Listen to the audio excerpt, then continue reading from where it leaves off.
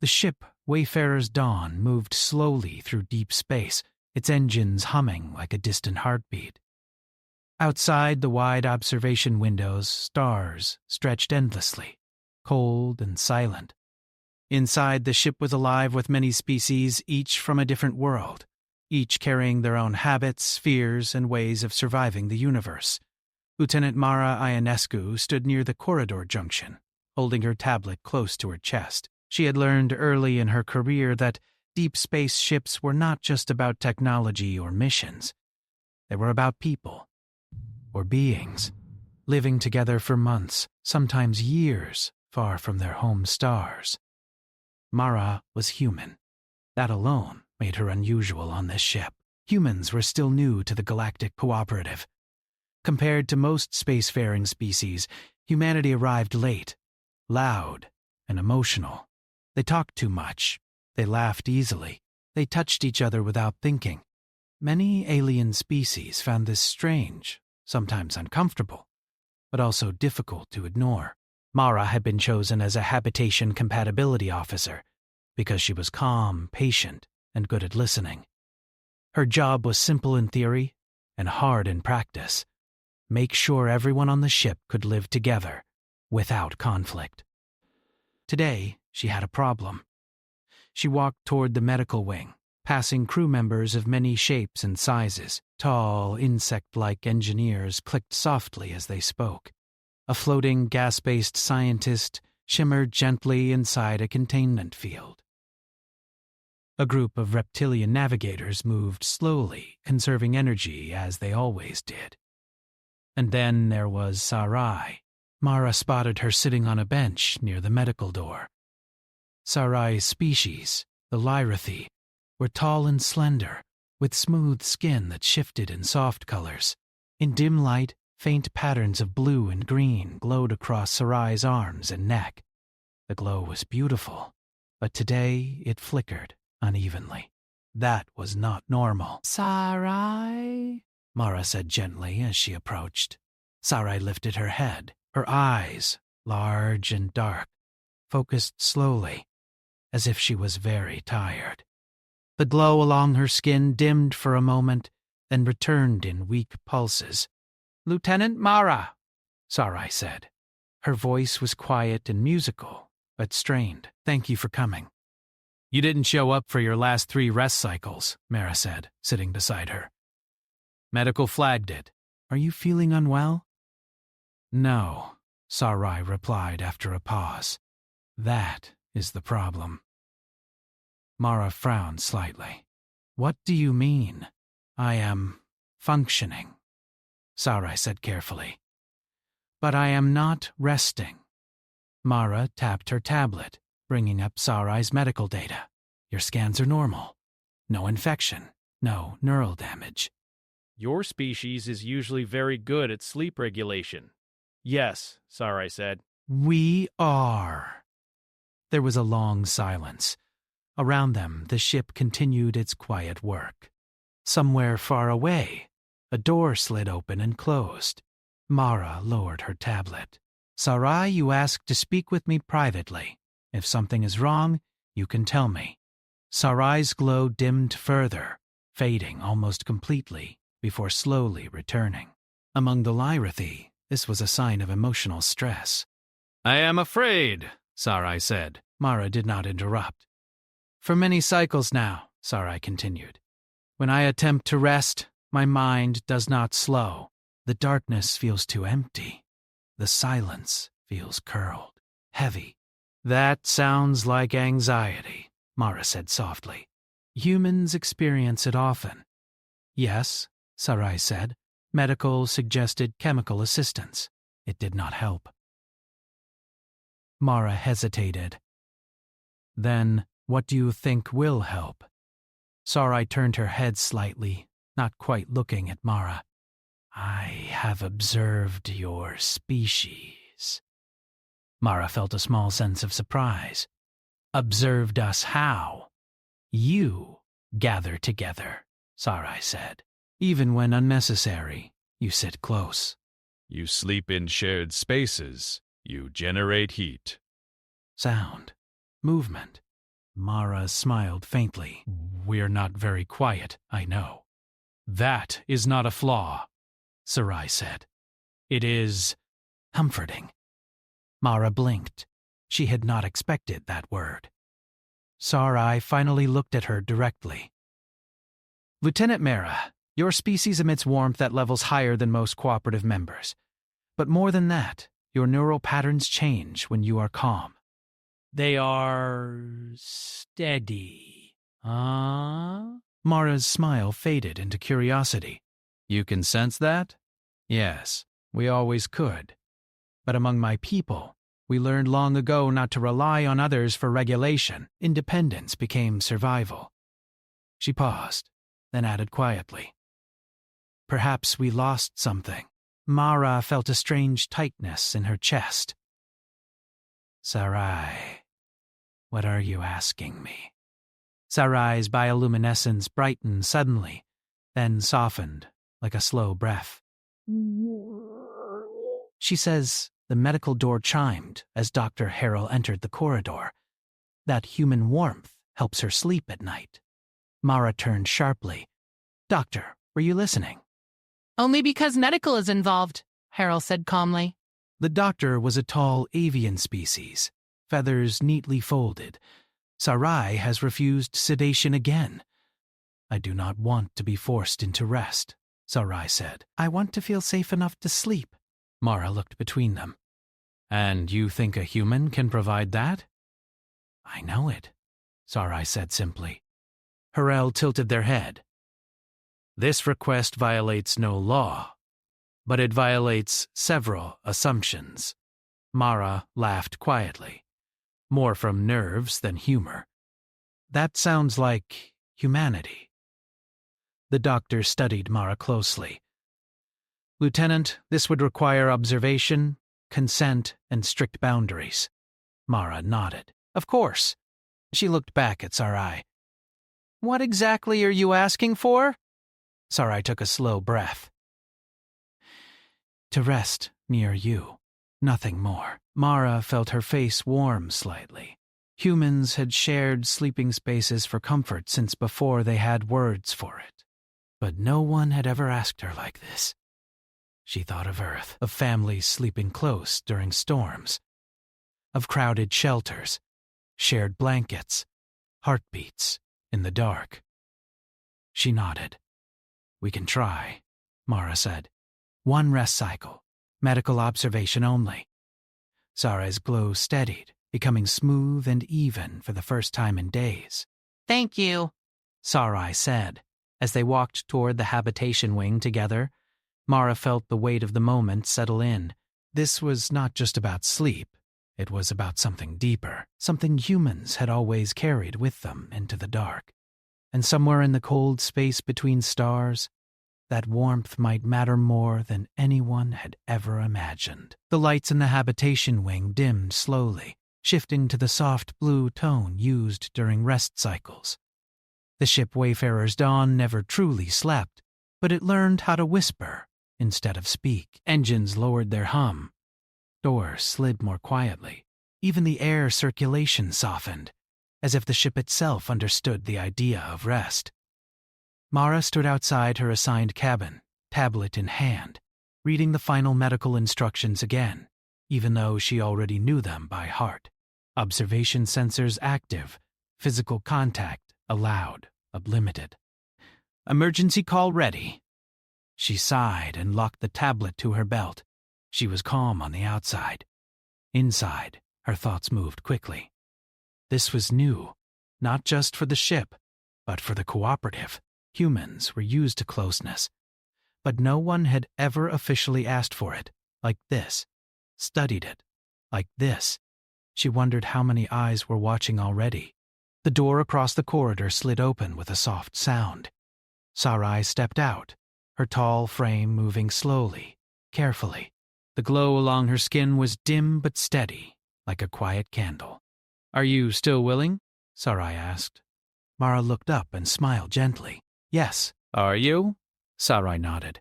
I have not slept properly in 16 cycles. I am hopeful. Mara opened her cabin door. The room was simple. 2 narrow sleep platforms built into the wall, adjustable for different species. Soft lighting, temperature controls already adjusted slightly higher than standard. Sarai paused at the doorway, her glow flickering once. It is warmer, she said. Humans like it that way, Mara replied. You can tell me if it's too much? Sarai stepped inside. The door closed behind them. For a moment, neither of them moved. Medical sensors activated silently, embedded in the walls. Heart rate. Neural activity. Thermal output. Everything recorded, everything measured. Mara sat on the edge of her sleep platform. We don't have to rush, she said. We can just sit first? That would be acceptable, Sarai replied. She sat beside Mara, leaving a respectful distance. Even so, Mara felt it immediately. The air between them seemed to change. Warmer, fuller somehow. Sarai's glow brightened slightly, then softened again. You are radiating heat, Sarai said, almost in wonder. Mara chuckled quietly. Yeah. Humans do that. No, Sarai said, more than expected. Mara shrugged. We evolved on a cold planet. Nights were dangerous. Staying close kept us alive. Sarai considered this. My people evolved under stable skies, constant temperatures, darkness without threat. We learned to be alone. She paused. Perhaps too well. Mara lay back slowly on the platform, leaving space beside her. You can lie down if you want. We can adjust if needed. Sarai hesitated, then lay down carefully, her long form aligning beside Mara's. There was still space between them. No contact yet. Minutes passed. Mara focused on her breathing, slow and steady. She had learned techniques during long missions, ways to calm herself when space felt too big. She wondered if Sarai could sense it. Sarai's glow pulsed softly, not in distress now, but in slow waves. Her breathing was shallow, uneven. Is this acceptable? Sarai asked quietly. Yes, Mara said. You're doing fine. Another minute passed, then Sarai shifted slightly, just enough that her arm brushed against Mara's sleeve. The contact was light, almost nothing, but Sarai froze. Mara did not move. After a few seconds, Sarai did not pull away. Instead, her glow changed. The uneven flicker smoothed into a steady pattern, like gentle light through water. Sarai exhaled, long and slow. That helps, she said. Mara smiled softly, though Sarai could not see it clearly in the low light. She adjusted slightly, allowing her arm to rest closer, offering warmth without pressure. Medical sensors reacted instantly. In the observation room, Dr. Harrell leaned forward, feathers lifting in surprise. Neural rhythm stabilization is accelerating, they said. Faster than predicted. Another officer stared at the data. Her stress markers are dropping below baseline. And the human? Someone asked. Harrell glanced at Mara's readings. Calm. Normal. If anything, slightly improved. Back in the cabin, Mara felt a strange sense of peace. She had expected to feel nervous, watched, uncomfortable. Instead, it felt familiar, like sitting beside someone during a long night, sharing silence. Sarai shifted again, closer this time. Her skin was cool compared to Mara's, but slowly warming. Lieutenant Mara, Sarai said softly, her voice already slower. Your heartbeat is loud. Mara laughed quietly. Sorry. Humans aren't very subtle. No, Sarai replied. It is steady, predictable. She paused. It reminds me of something I do not remember. Mara's chest tightened. You don't have to explain. Sarai's breathing deepened. Her glow dimmed slightly, not in stress, but in rest. The patterns along her arms slowed, sinking gradually with the rise and fall of Mara's breath. Minutes turned into an hour. In the observation room, silence filled the space as data continued to flow. "Are we seeing synchronization?" one scientist whispered. Hurl nodded slowly. "Yes, her neural cycles are aligning with the human circadian rhythm."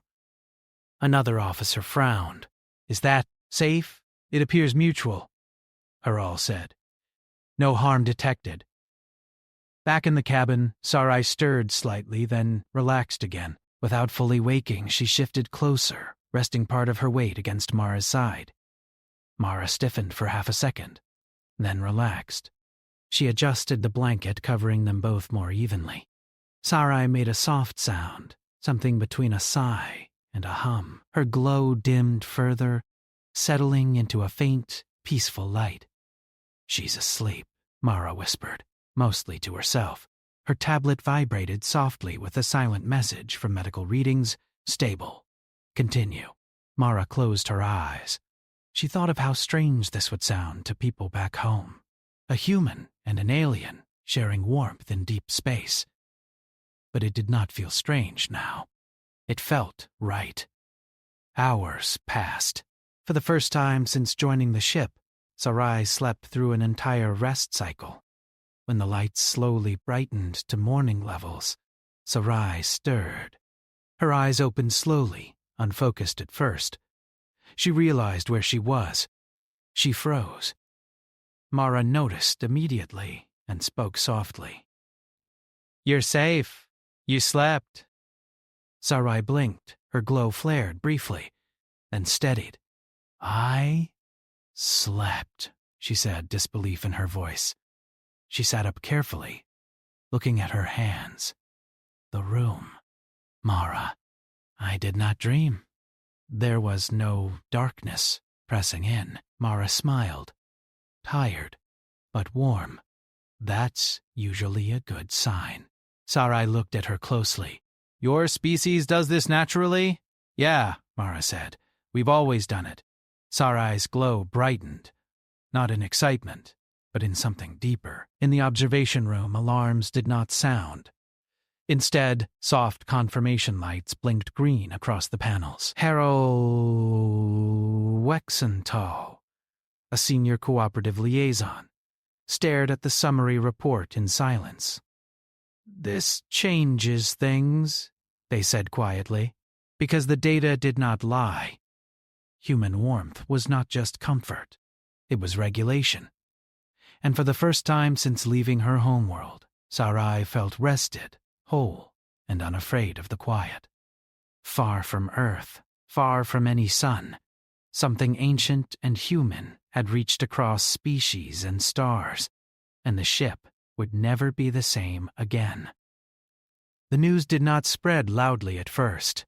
There were no announcements, no official reports, shared with the whole crew, but ships were small worlds, and information had a way of moving through them like air, quiet but unstoppable.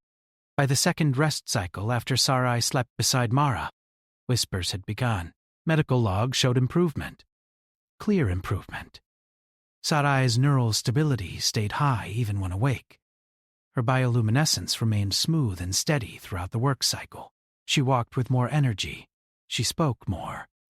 She even laughed once, a soft sound that surprised everyone who heard it. Other crew members noticed. They noticed when Sarai stopped pausing in corridors to collect herself.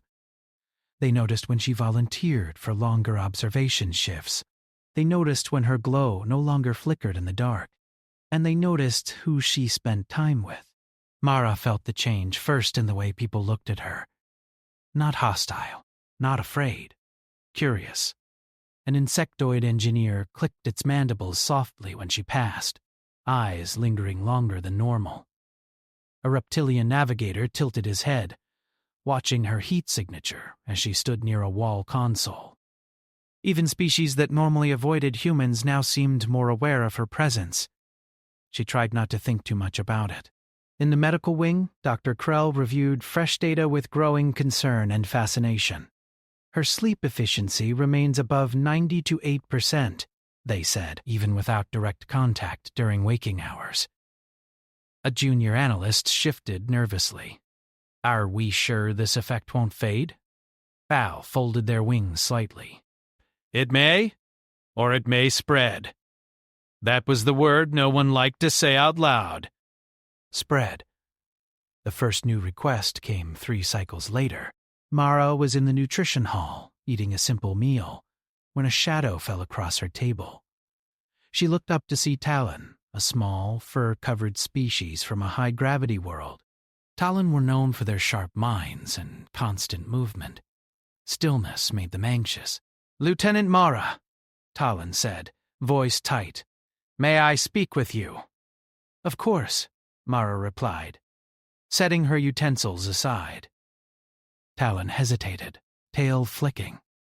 "I have been unable to rest properly." Mara's chest tightened slightly. "Have you spoken to medical?" "Yes," Talon said quickly. "They say my vitals are normal." Mara waited. "I have observed Sarai," Talon continued, "and I have observed you." Mara already knew where this was going. "I am not asking for what she asked," Talon said, quickly and carefully. "I only want to sit near you during rest cycle. No contact." Mara inhaled slowly. "Not something I can decide on my own." "I understand," Talon said. "But I wanted you to know." By the end of that cycle, medical had logged 7 similar reports, none of them identical. Different species, different symptoms, but the same core issue. Sleep disturbance, anxiety, a sense of emptiness during rest. And always, one common observation. Humans felt different. The cooperative council aboard the ship called an emergency meeting. The room was filled with representatives from nearly every species on board. Some sat, some floated, some rested within containment fields. Holographic displays showed streams of data, all pointing in the same direction. Harold stood at the center. "We are observing a phenomenon," they said calmly. "Human proximity appears to regulate stress responses in multiple species." Murmurs rippled through the room. A tall, crystalline delegate pulsed faintly. "Are you suggesting influence?" "No," Krell replied. "There is no evidence of coercion or manipulation." "Dependency, then?" asked another voice. "That remains unclear," Krell said honestly. Mara sat quietly at the back, hands folded, heart beating faster than she liked. She did not want to be the center of this. She had only wanted to help one exhausted crewmate sleep. Sarai stood near the front. Her glow was calm, steady. "My people once shared rest," Sarai said, speaking clearly. "Long ago. We abandoned it in the name of strength. What you call dependency may be recovery." A murmur of disagreement followed. "The cooperative was built on independence," a metallic voice said. "No species should require another to function." Mara finally stood. "With respect," she said, voice steady but firm. "Humans have always functioned because of others. We don't survive alone. We never have." Several eyes turned toward her. "That doesn't make us weak," Mara continued. "It's how we made it off our planet." The council ended without resolution. 2 cycles later, the order came. All cross-species rest proximity involving humans was suspended. Effective immediately. The announcement was calm, polite. "Final." Mara read it twice, disbelief sinking into her bones. That night, Sarai did not sleep. She lay alone in her quarters, lights dimmed, temperature stable. Medical monitored her closely. Her glow flickered, her breathing became shallow, her neural activity spiked. Sedation was offered. She refused. I do not want to be made unconscious, she said quietly. I want to rest. Mara sat on her own platform, staring at the wall, feeling useless for the first time in a long while. Across the ship, others struggled. Talon paced their cabin until exhaustion forced them to sit on the floor. A crystalline scientist dimmed their internal light to dangerous levels. A gas-based life form requested increased containment pressure, reporting feelings of collapse. Medical alerts multiplied. By the third cycle, productivity dropped. Mistakes increased. Tempers shortened. Humans noticed too. Not because they were struggling, but because they were not. Human crew members continued to sleep normally. They gathered together in common areas, sat close, shared meals, laughed quietly during off hours. Their vitals remained stable. Their stress levels stayed low. The difference was impossible to ignore. Prerl watched the data with growing unease. This is not a human advantage, they said quietly to another liaison. It is a human trait, and the rest of us no longer have access to it. The breaking point came when Sarai collapsed during a shift. It was not dramatic. She did not fall hard. She simply sat down, glow fading rapidly, body shaking with exhaustion. Mara reached her first. She did not think. She knelt and wrapped her arms gently around Sarai's shoulders, pulling her close, blocking out the watching eyes. Sarai gasped once, then relaxed, her glow flaring back to life like a sunrise. Medical alarms sounded. "Security rushed in!" "Lieutenant," a voice barked. "Step away." Mara did not. "She's not dangerous," Mara said, not looking up. "She's tired." Sarai leaned into her without shame. "Please," she whispered, "do not take this away." The corridor was silent. Hours later, the council reconvened. This time, the data spoke louder than fear. Sleep deprivation graphs, stress markers, performance failures. And alongside them, the clear, steady lines of human regulation.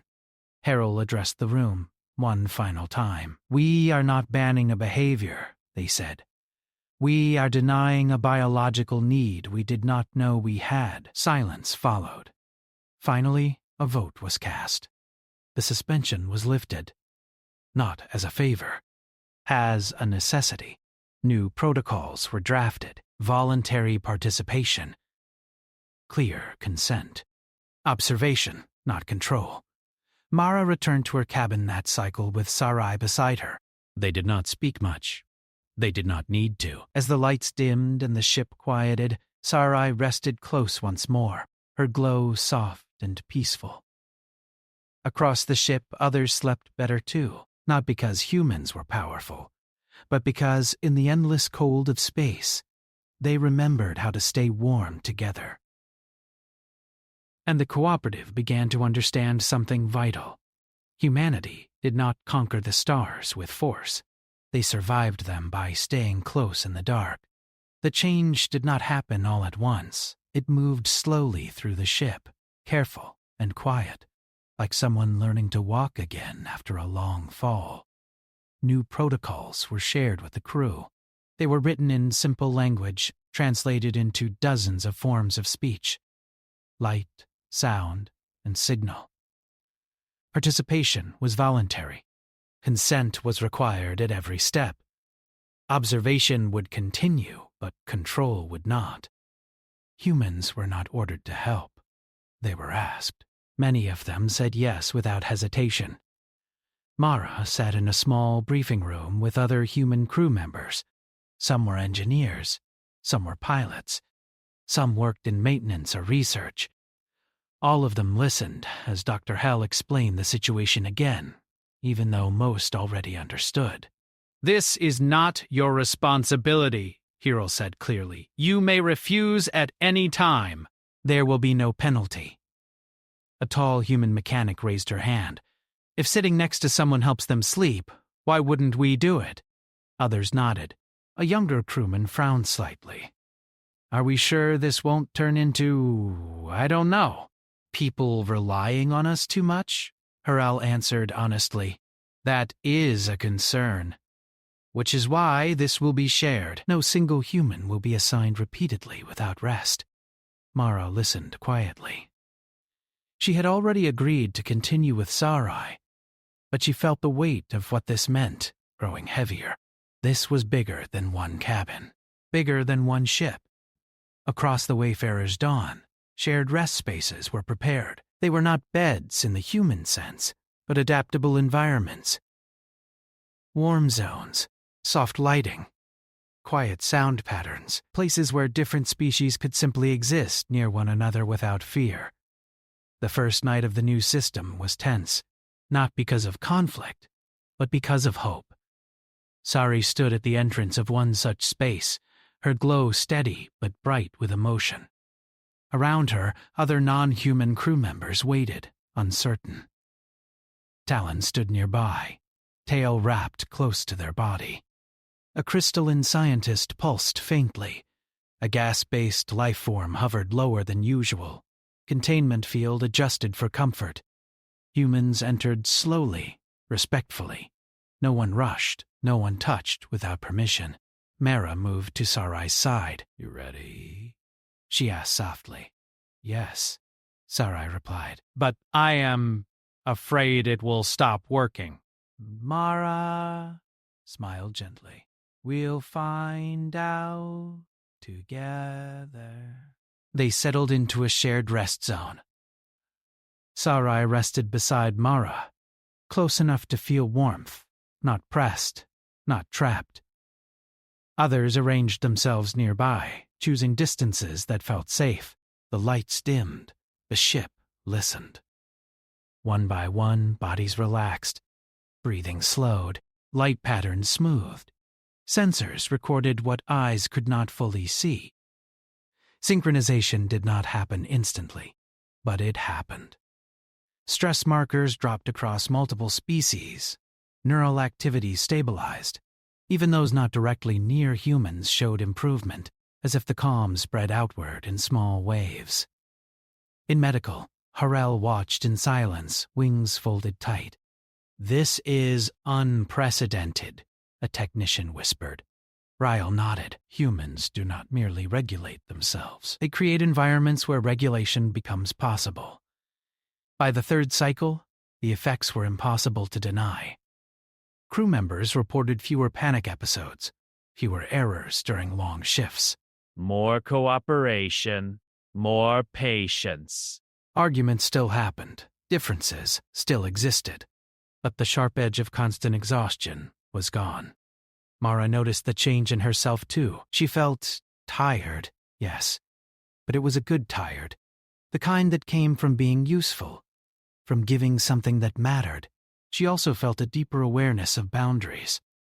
She learned to say no when she needed rest. Others respected it. Humans were not endless sources of warmth. They were living beings. The council aboard the ship sent a detailed report to the wider cooperative. The response was slow, then cautious, then overwhelming. Other ships began reporting similar issues. Upon sleep disorders, emotional instability, long-standing problems that have been treated as individual weakness rather than environmental failure. They asked questions. What were humans doing differently? The answer was uncomfortable for many. They stayed together, they touched, they rested in groups. They did not treat comfort as a failure. Some species resisted the idea strongly. One delegate sent a sharp reply. Closeness breeds dependence. Dependence breeds control. The human response was simple. Isolation breeds collapse. Back on the Wayfarer's Dawn, a problem emerged. Requests increased. Not just for rest. For presence. Some non-human crew members began seeking humans during waking hours, sitting near them during meals, standing closer during briefings, following them into quieter corridors. Most meant no harm, but the pressure grew. Mara felt it one evening when she entered the observation lounge and realized 3 different beings had chosen seats near her without speaking. She smiled politely, but inside, she felt tired. Harel noticed, too. "This was inevitable," they said during a private meeting. "We must correct before harm occurs." New guidelines were added. Humans would not be default stabilizers. Non-human species were encouraged to rest near each other as well, using what they learned from humans. Shared warmth sources, group rest, ambient sound. Slowly, something remarkable happened. They began to comfort one another. Talon rested beside another of their kind for the first time since leaving their homeworld. 2 crystalline beings synchronized their light cycles. Even species that had evolved to avoid contact began to tolerate proximity. Humans had not become a solution. They had become an example. Sarai was among the first to notice this shift.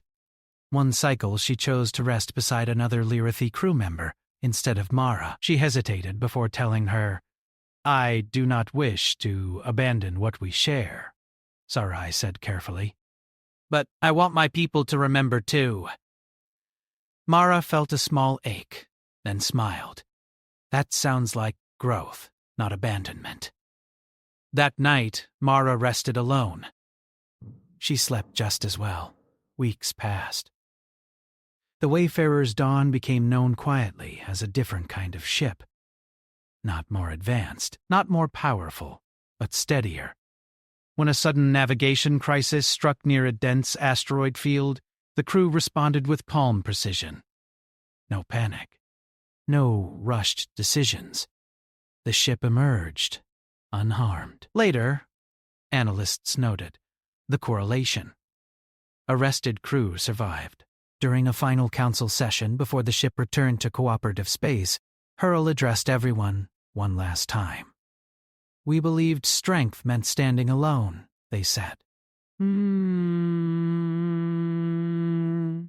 Humans showed us another kind of strength, one that shares the load. Mara sat beside Sarai, listening. Sarai's glow pulsed softly. "You did not fix us," she said quietly to Mara. "You reminded us of something we forgot." Mara looked out at the stars. Endless, cold, beautiful. "We forgot it too sometimes," she replied. "Space just helped us remember." As the ship turned toward its next destination, carrying its crew safely through the dark, a new idea traveled with it. That survival among the stars was not about who could endure the cold the longest.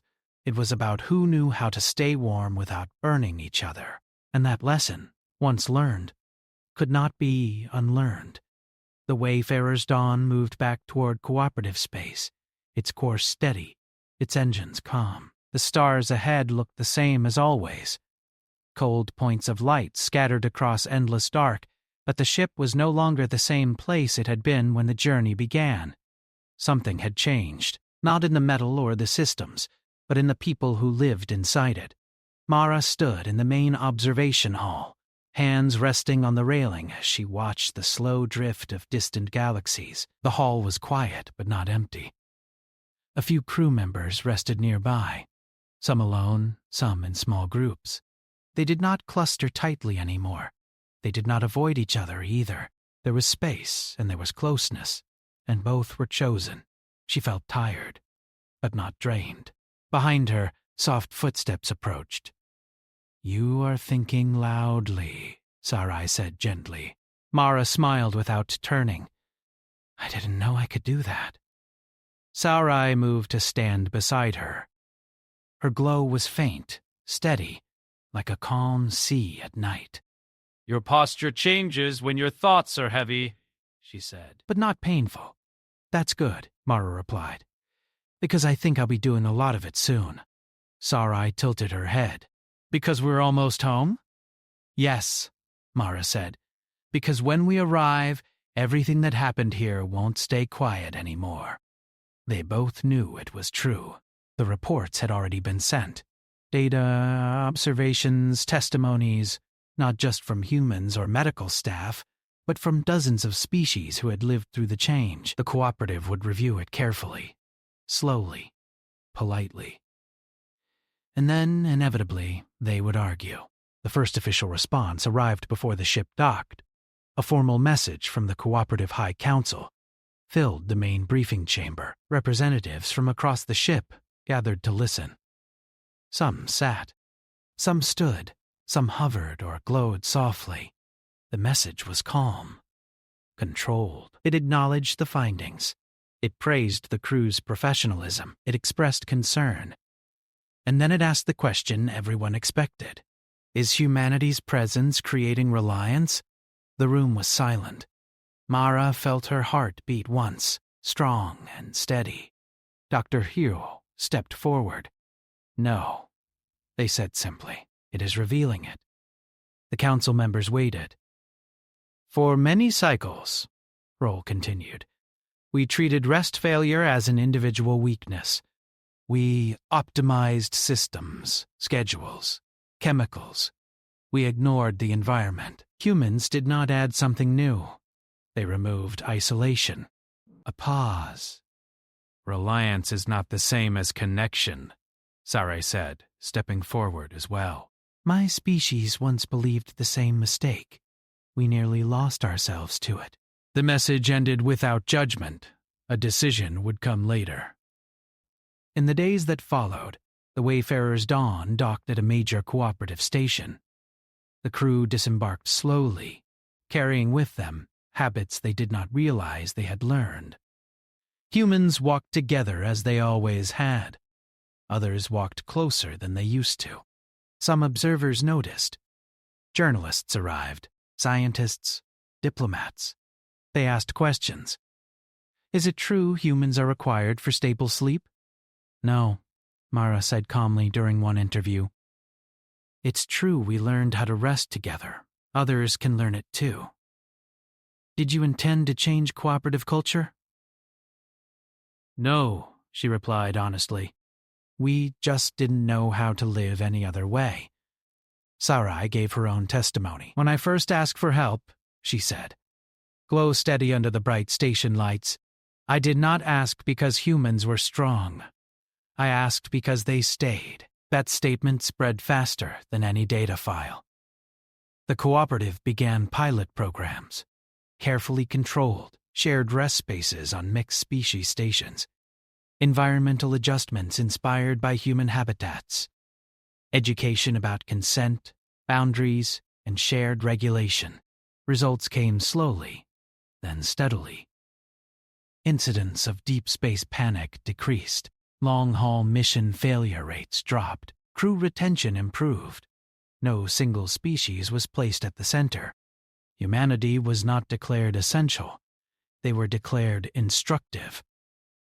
A phrase began circulating through cooperative channels, informal at first, then official. Warm species. Not because of body heat alone. Because of behavior. Mara returned to Earth months later on temporary leave. The planet felt loud, crowded, alive. She visited her family, slept in her old room, listened to familiar sounds through the night. One evening, she sat outside under the open sky, wrapped in a blanket, watching clouds pass. Her communicator chimed softly. A message from Sarai. I am sleeping well, it read. Even when alone, I wanted you to know. Mara smiled, warmth spreading through her chest. I'm glad, she typed back. You helped teach us, too. How so? Sarai replied. Mara thought for a moment before answering. We remembered that what we give doesn't disappear when others learn it. When Mara returned to service, she was assigned to a new ship, different crew, different mission. But the ship's design looked familiar. Shared spaces, soft lighting, adjustable warmth zones. The briefing officer spoke plainly. This vessel operates under cooperative rest integration protocols, they said. Participation is voluntary. Respect is mandatory. Mara took her place among strangers. Some nervous, some curious. One small alien new to space travel lingered near her during the first rest cycle. Did not ask for contact, just stayed nearby. Mara said nothing. She adjusted the temperature slightly warmer. The alien slept.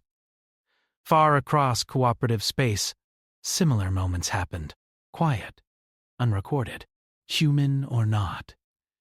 No songs were written, no statues built. But something fundamental shifted.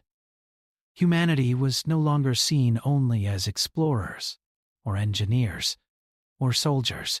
They were known as the species that carried warmth into the dark and did not hoard it. Not heroes, companions. And in the endless night between stars, that made all the difference.